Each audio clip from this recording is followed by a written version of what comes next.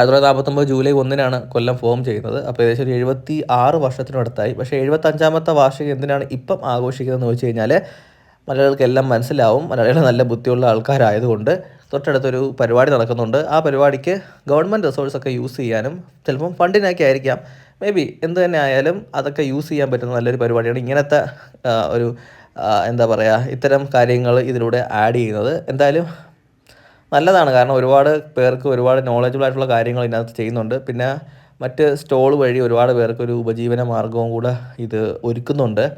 അതുമല്ല ഇത്തരം കാര്യങ്ങൾ ഇപ്പം ഇത് കയറുപിരി എന്നൊക്കെ പറയുന്നത് ശരിക്കും അന്യാധീനപ്പെട്ടു പോയ ഒരു കാര്യമാണ്. കാരണം ഇന്ന് പല ഭാഗത്തും ഇല്ല ഇങ്ങനത്തെ കാര്യങ്ങൾ. നമ്മുടെ നാട്ടിലൊരു കൈത്തറി ഉണ്ടായിരുന്നു എൻ്റെ സ്കൂളിൻ്റെ കുറച്ച് ബാക്കിലോട്ട്.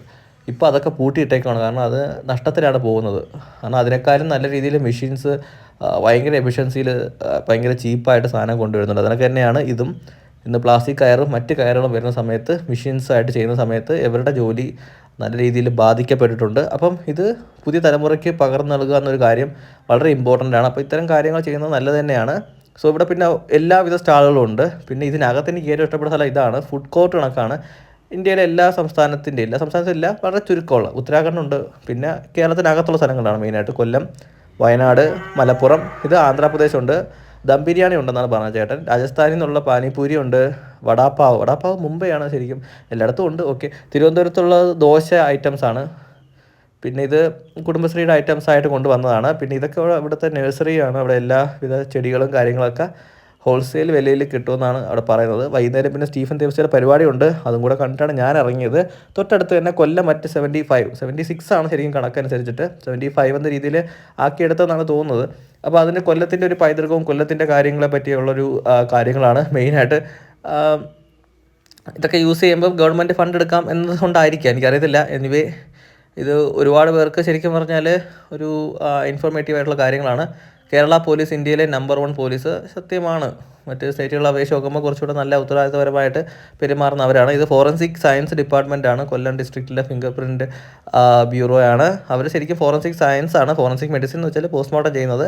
ഫോറൻസിക് സയൻസ് എന്ന് പറയുമ്പോൾ ബാക്കി എവിഡൻസ് കളക്ഷനും അങ്ങനത്തെ ഒരു ലൈഫാണ് അവരുടേത്. ഇത് ബാക്കിയുള്ള എല്ലാം കേരളത്തിൽ ഉള്ള ഒരുവിധമുള്ള എല്ലാ പരിപാടിനകത്തുണ്ട്. KSEB തൊട്ട് പിന്നെ മറ്റ് പുതിയതായിട്ടുള്ള ഇന്നോവേറ്റീവ് ആയിട്ടുള്ള മറ്റ് ഡിപ്പാർട്ട്മെൻറ്റുകൾ തൊട്ട് ജലവിഭാഗം, ഹാർബർ വരെ ഇതിനകത്ത് ഉൾപ്പെടുത്തിയിട്ടുണ്ട്. അവരുടെ ഒരു ഷോക്കേസ് ഇവിടെ ചെയ്യുന്നുണ്ട്. എല്ലാ വകുപ്പുകളും ഉണ്ട്. ഏകദേശം നടന്ന് കണ്ടു കഴിഞ്ഞാൽ ഒരുപാട് കാര്യങ്ങൾ നമുക്ക് അറിയാനും പഠിക്കാനൊക്കെ പറ്റും. പിന്നെ ഭൂജല സംരക്ഷണവും പരിപോഷണവും എന്ന രീതിയിൽ വേറൊരു പാർട്ടുണ്ട്. പിന്നെ ടർക്കി മുട്ട, ഇതൊക്കെ ശരിക്കും നല്ലതാണ്. ഇതൊക്കെ ആൾക്കാർക്കൊരു അവബോധം ഉണ്ടാവും. പിന്നെ നമ്മുടെ തനതായിട്ടുള്ള കരകൗശല വസ്തുക്കൾ ഒരുപാടുണ്ട്.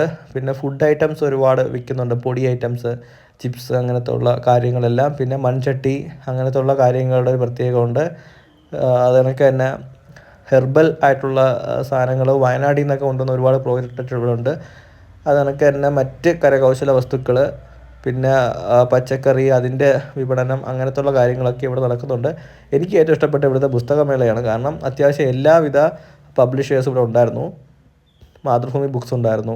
അപ്പം അത്യാവശ്യം ബുക്ക് വായിക്കുന്ന ആൾക്കാരാണ്, അങ്ങനത്തെ ഉള്ള കാര്യങ്ങൾ ഇഷ്ടമുള്ള ആൾക്കാരാണെങ്കിൽ നിങ്ങൾക്ക് ഇവിടെ വന്നു കഴിഞ്ഞാൽ ഒരുപാട് ബുക്കും കാര്യങ്ങളും വായിക്കാൻ പറ്റും, വാങ്ങിക്കൊണ്ട് പോകാനൊക്കെ പറ്റും.